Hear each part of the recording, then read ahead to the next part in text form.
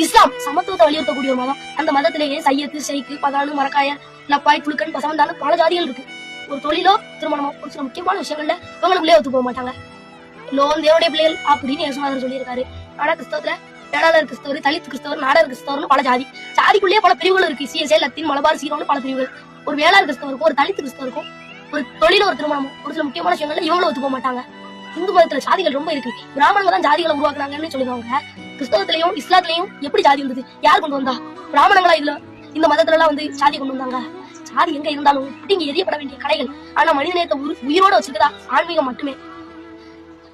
காசு பணம் பதவிக்காக இந்து மதத்தை மட்டுமே அழிக்கணும், இந்து மதத்தை மட்டுமே பழிக்கணும்னு ஒரு முட்டாள் கூட்டத்தை கூட்டி வச்சிருக்காங்க. எல்லா மதமுமே அன்பு, ஒற்றுமை, சமத்துவத்தை தான் போதிக்கு. உனக்கு ஏன்டா குடுமி, உனக்கு ஏன் பட்ட, உனக்கு எதுக்கு புட்டு, முதல்ல உனக்கு எதுக்கு நீ அடையாளப்படுத்த அப்படின்னு இந்துக்களை அடையாளப்படுத்த கூடாதுன்னு சொல்லுறாங்க.